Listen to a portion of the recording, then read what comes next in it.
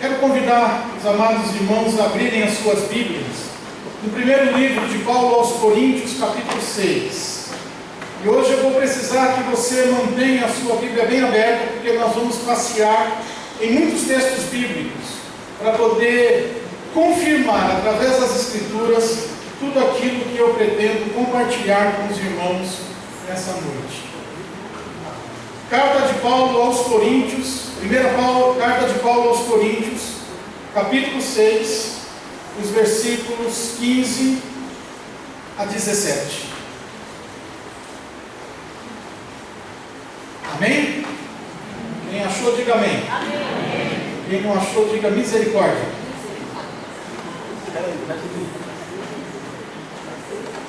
Tinha um pastor que dizia: é fácil, irmãos, fica entre Gênesis e Apocalipse. Já li. 1 Coríntios capítulo 6, verso 15 até o 17, diz assim a palavra do Senhor: Não sabeis que vossos corpos são membros de Cristo? E eu, porventura, tomaria os membros de Cristo e os faria membros de meretriz? Absolutamente não. Ou não sabeis que um homem que se une a uma prostituta forma um só corpo com ela? Porque, como se diz, serão os dois uma só carne. Mas aquele que se une ao Senhor é um espírito com ele. Vamos repetir a leitura desse texto? Não sabeis que os vossos corpos são membros de Cristo? E eu, porventura, tomaria os membros de Cristo e os faria membros de meretriz? Absolutamente não. Ou não sabeis que o homem que se une à prostituta forma um só corpo com ela? Porque, como se diz, serão os dois uma só carne. Mas aquele que se une ao Senhor é um espírito com ele. Oremos. Pai querido e Pai amado, diante de nós está a Tua palavra. Nós queremos, ó Deus, nessa noite meditar sobre ela, de maneira que o Teu Espírito nos traga a iluminação necessária para que compreendamos a razão e o motivo pelo qual o Senhor nos envia essa palavra hoje. Fala, Senhor, aos nossos corações aquilo que o Senhor quer que ouçamos. Fala profundamente em nós para nos mostrar as atitudes que o Senhor quer que tenhamos. Nós queremos meditar na Tua palavra, e que ao meditar na Tua palavra edifique a nossa vida e nos permita viver a imitação de Jesus Cristo, o nosso Senhor. Amém. Queridos irmãos, esse texto que eu estou lendo, talvez você diga: pastor, isso não tem nada a ver com a ceia. Sim, Paulo está falando a respeito dos pecados sexuais dentro da igreja de Corinto. Mas o próprio Paulo, um pouco mais para frente, ele vai falar a respeito, na carta aos Efésios, da relação entre marido e mulher, comparando essa relação entre Cristo e a igreja. Ele usa a analogia do casamento para poder explicar a união que há entre Cristo e os cristãos, e entre os cristãos que unidos se tornam membros do corpo de Cristo.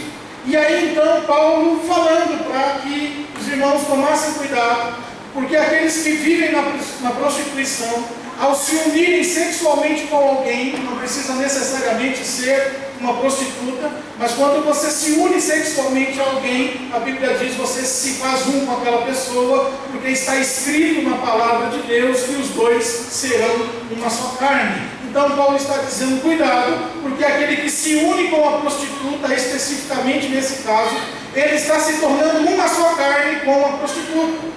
Mas aquele que se une ao Senhor se torna um com o Senhor. E acho interessante, meus irmãos, porque o mesmo verbo que ele diz, aquele que se une à prostituta, o que é esse unir-se? Você sabe? Você sabe que é sexual o que está falando aqui. Aquele que se une sexualmente com a prostituta se torna um com ela. Mas aquele que se une ao Senhor, ele fala o mesmo verbo, ele se torna um com o Senhor. É o mesmo verbo. E aí, então, queridos, eu gostaria de falar um pouquinho para vocês como é que nós podemos nos unir ao Senhor. Usando esta palavra de Paulo, como que nós podemos nos unir ao Senhor? A união que existe entre Cristo e os cristãos, ela é de tal importância que muitas figuras de linguagem foram usadas nas Escrituras para tentar explicar. Paulo, Pedro, João, eles usam várias analogias para tentar explicar como é que Cristo e os cristãos, eles estão irremediavelmente unidos.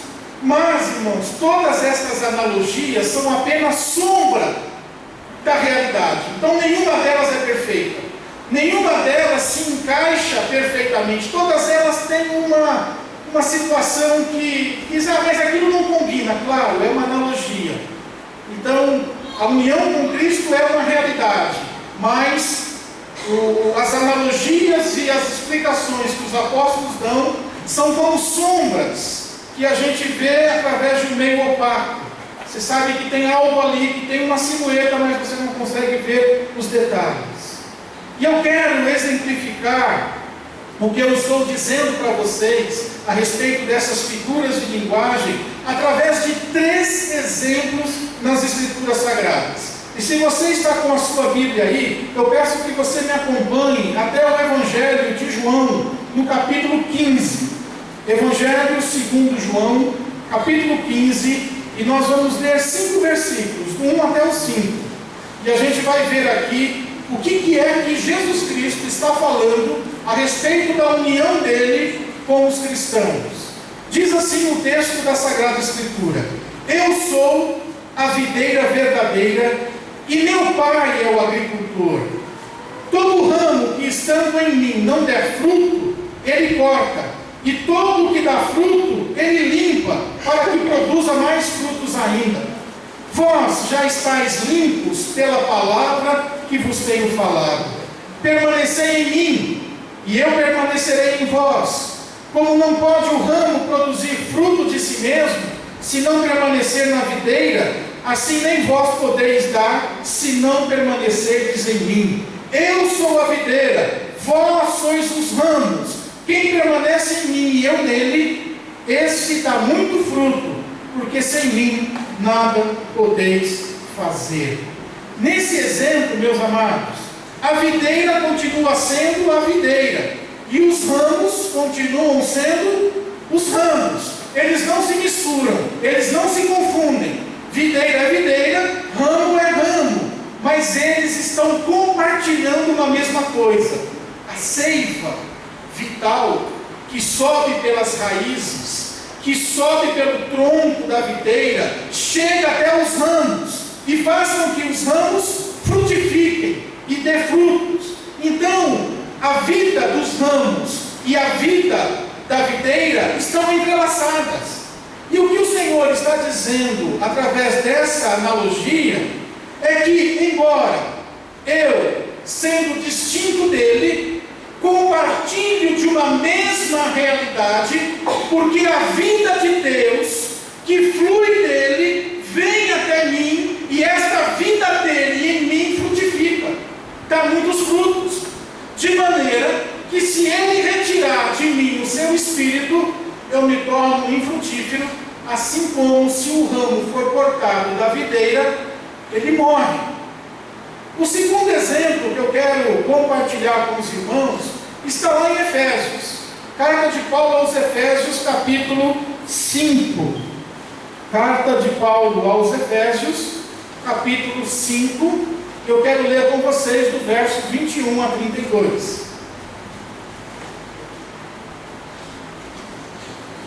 Efésios, capítulo 5, verso 21 até o 32.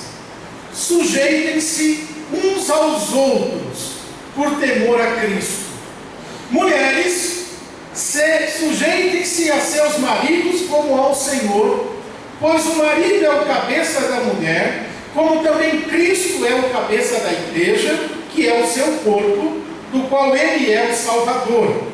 Assim como a igreja está sujeita a Cristo, também as mulheres estejam em tudo sujeitas a seus maridos. Maridos, amem suas mulheres, assim como Cristo amou a igreja e entregou-se a si mesmo por ela, para santificá-la, tendo-a purificado pelo lavar da água mediante a palavra, e apresentá-la a si mesmo como igreja gloriosa, sem mancha, nem ruga ou coisa semelhante, mas santa e inculpável. Da mesma forma, os maridos devem amar as suas mulheres como a seus próprios corpos. Quem ama a sua mulher, ama a si mesmo. Além do mais, ninguém jamais odiou o seu próprio corpo.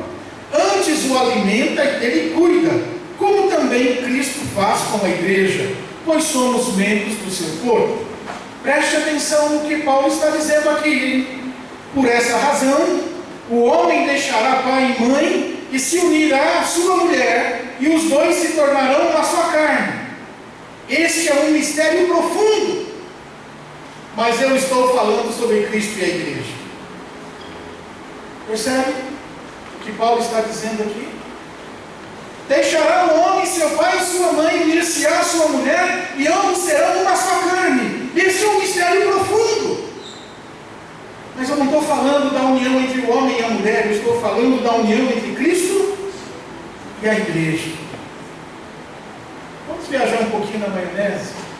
Cristo também deixou a casa do seu pai e veio se unir com a sua mulher aqui, que somos nós, a igreja.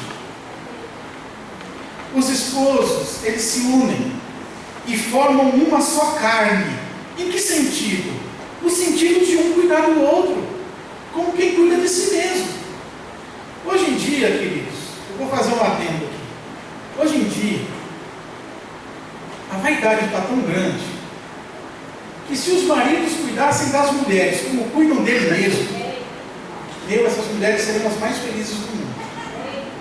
E algumas mulheres, se cuidassem do seu marido como elas cuidam dela, que casamento vocês teriam? Só um adendo. Porque a palavra de Deus está dizendo que ninguém jamais odiou o seu próprio corpo. Antes o alimenta e dele cuida, como também Cristo faz com a igreja, pois somos membros do seu corpo. Aqui então, meus irmãos, o Senhor está dizendo que há uma união tão forte entre o marido e a mulher, que se alguém mexer com a mulher, está mexendo com o marido. Está ou não está? E se mexer com o marido, está mexendo com a mulher. Há entre eles uma relação de ciúme. Larga o meu marido, larga a minha mulher. Quando o nenê brinca com aquele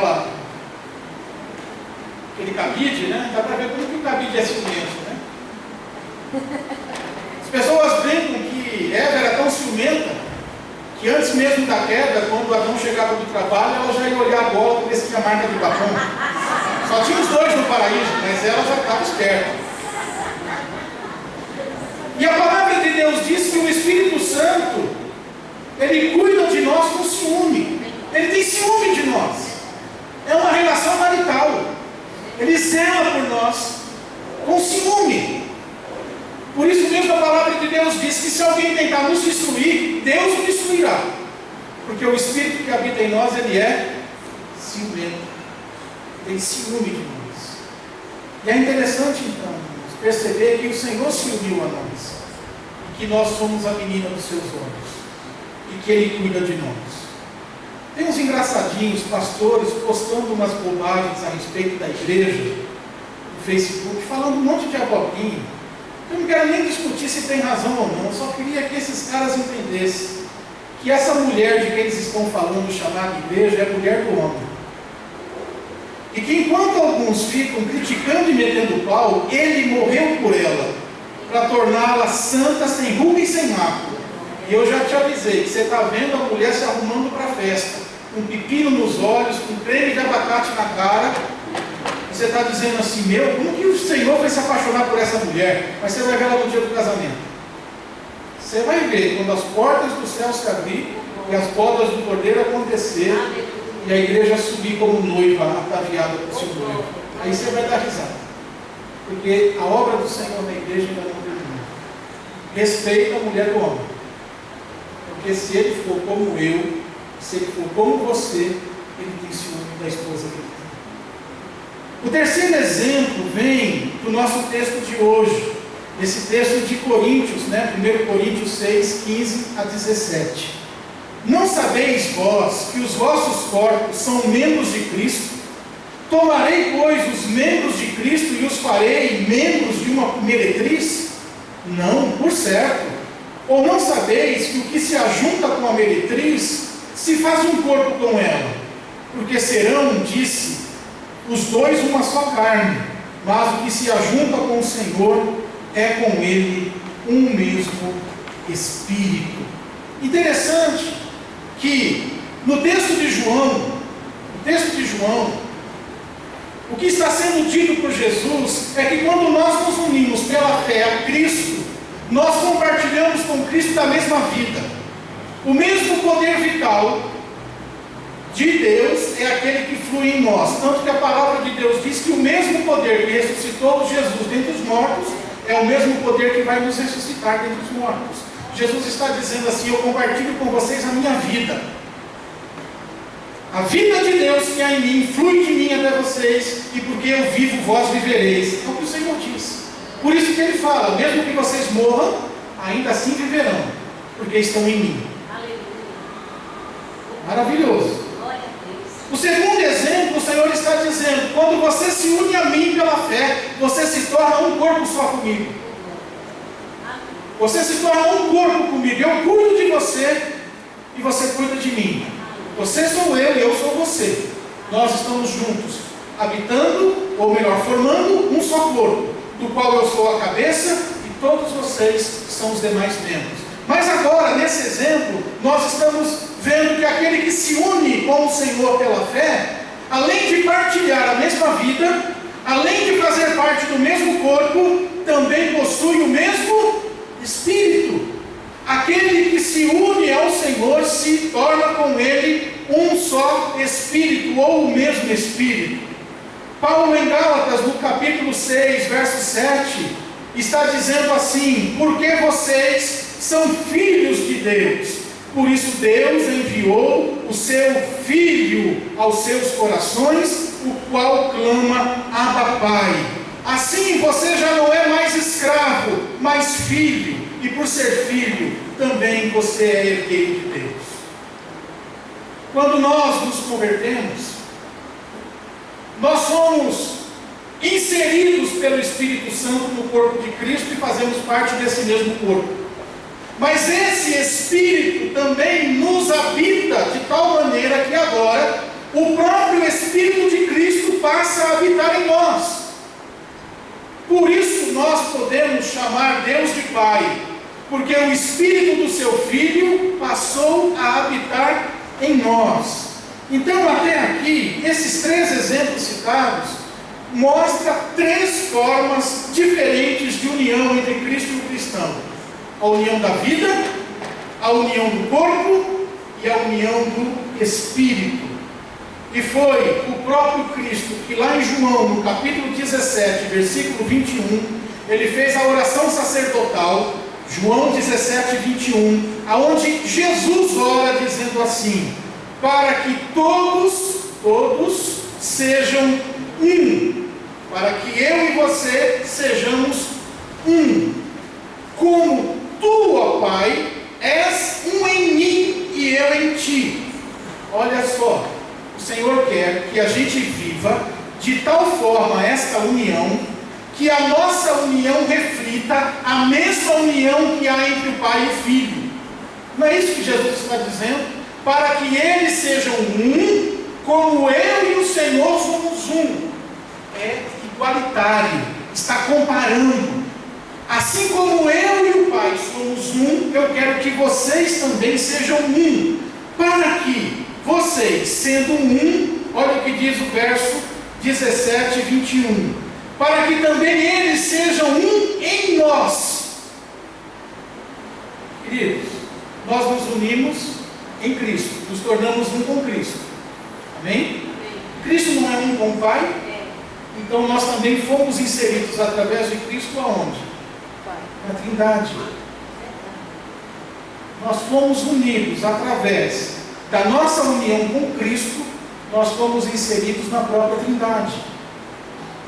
Olha o que diz o texto mais uma vez: para que todos sejam um, como tu, ó Pai, és um em mim e eu em ti, que também eles sejam um em nós, para que o mundo creia que tu nos enviastes. Quando nós conseguimos viver esta união, que reflete a união do Pai com o Filho, do Filho com o Pai, e que através dessa união entre nós, também expressarmos a união entre nós e Cristo, e assim a união entre nós e a Trindade, o mundo há de crer.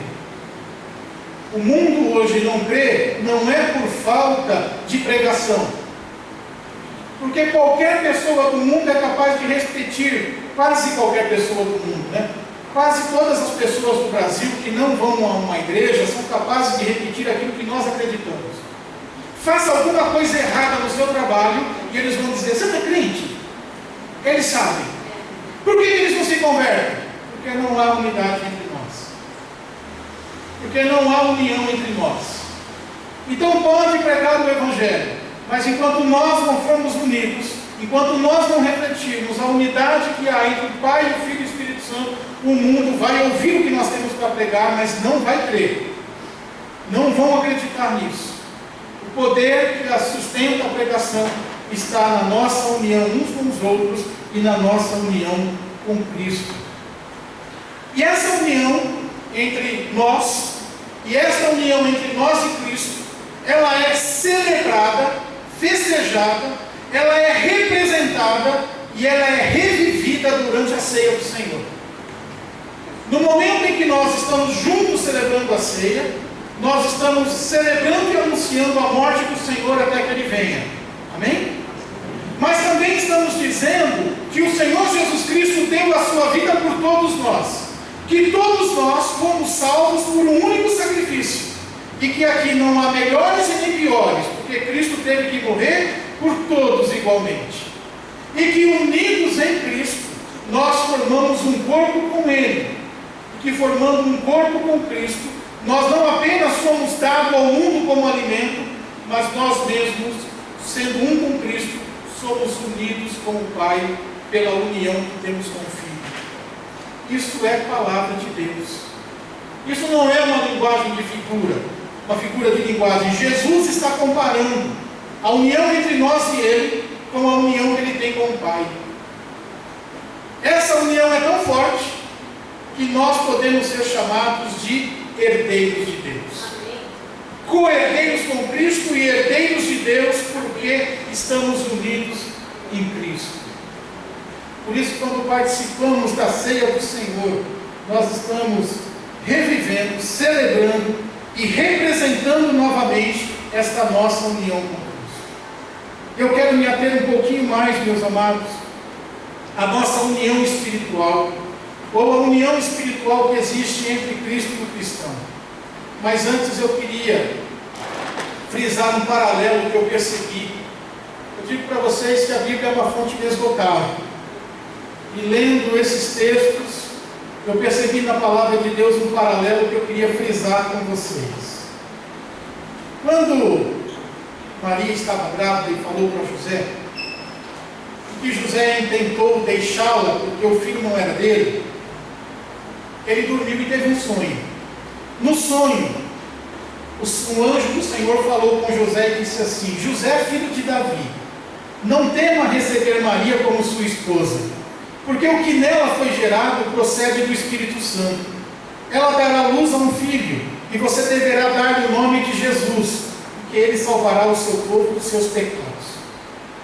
Quem gerou o corpo de Jesus no ventre de Maria? Quem? O Espírito Santo. Então poderíamos dizer que foi o Espírito Santo quem deu a Jesus um corpo. Seria heresia dizer isso? O que nela está sendo gerado é do...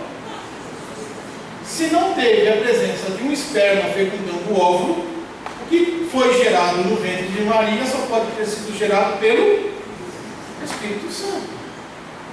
Foi por ação do Espírito Santo que recebemos corporeamente Jesus entre nós. Se Jesus habitou entre nós e nós pudermos vê-lo como unigênito do Pai, como disse João, se pudermos tocar nele, se ele sentiu sede e fome, e se ele morreu na cruz do Calvário, foi porque através do Espírito Santo ele foi gerado como corpo no ventre de Maria. Tudo bem? Se a gente não afirmar isso, nós não somos cristãos conforme as Escrituras nos revelam.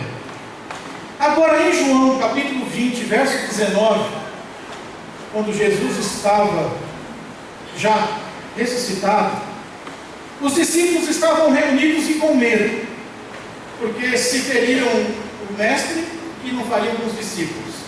Se não feriram o pastor, o que não fariam com as ovelhas? E eles, como ovelhas amedrontadas, estavam reunidos e escondidos, e de repente Jesus se coloca no meio deles, corporeamente, um corpo transformado, que passa a parede, mas que é capaz de comer, e que é capaz de ser tocado, e que ainda guarda em si as marcas da crucificação. E ele diz assim: paz seja com vocês. Eu fico imaginando todo mundo com medo, alguém atravessa a parede e diz: paz seja com vocês. Quer dizer, aqueles que não desmaiaram devem ter dito amém. Tendo dito isso, Jesus mostrou-lhes as mãos. Sou eu mesmo, não temas, ao meu lado. Mostrou-lhe as mãos e mostrou o lado onde a lança foi colocada nele.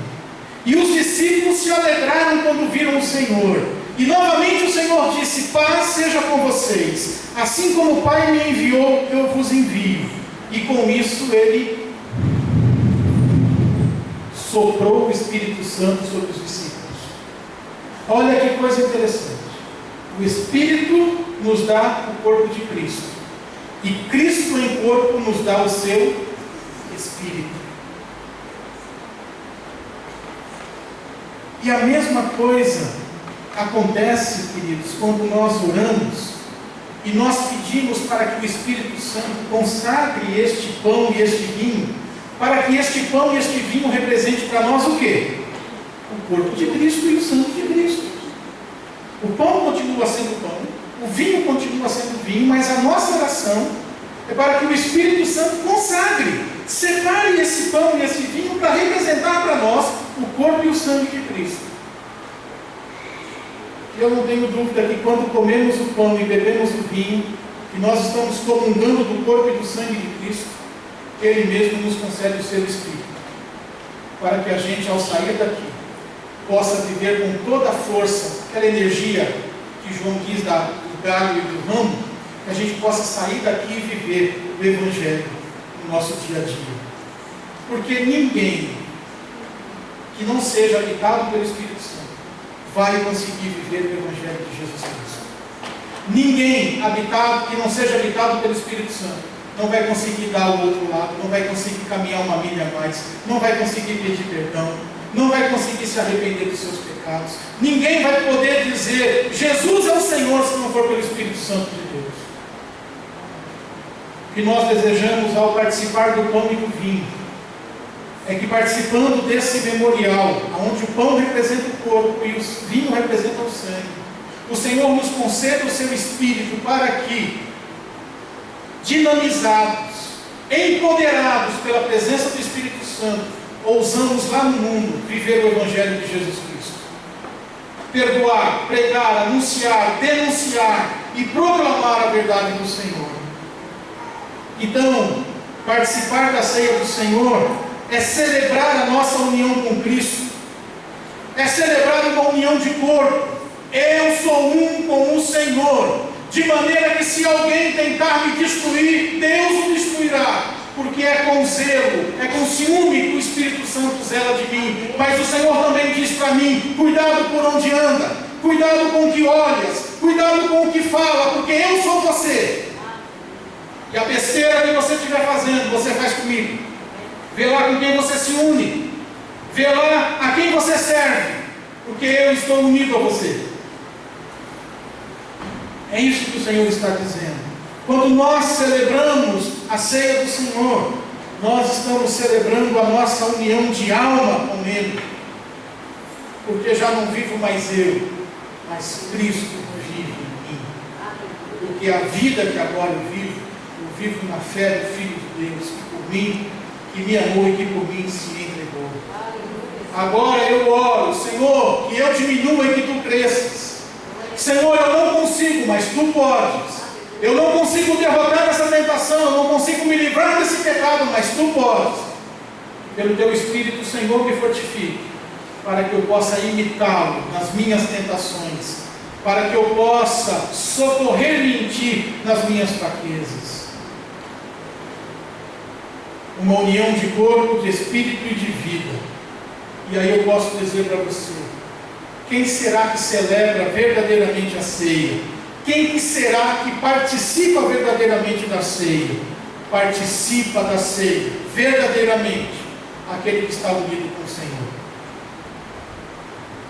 Não estou dizendo aqueles que estão em dia com seus dízimos, não estou dizendo aqueles que fazem parte de uma igreja, mas eu estou dizendo que quem celebra a ceia é aquele que está unido com o Senhor.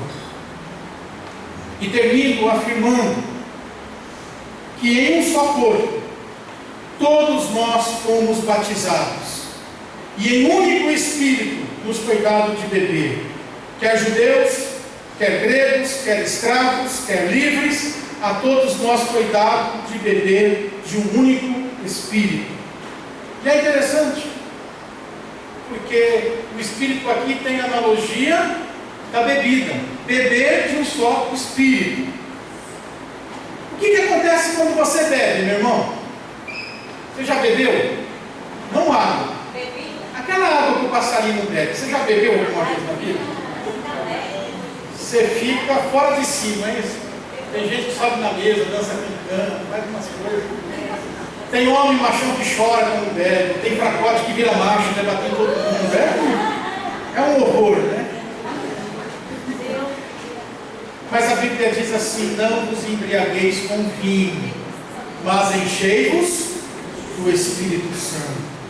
E aí, Ambrósio, bispo de Milão, já no século IV depois de Cristo, ele pregava na sua igreja lá em Milão, na Itália, e ele dizia: bebamos com alegria da sóbria abundância do Espírito.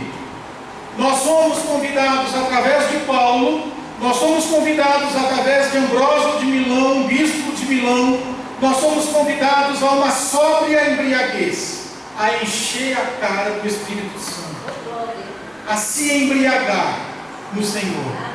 Porque a embriaguez do álcool tira o homem do seu estado normal. Só que é interessante que a embriaguez com vinho, ele não eleva o homem, ele rebaixa.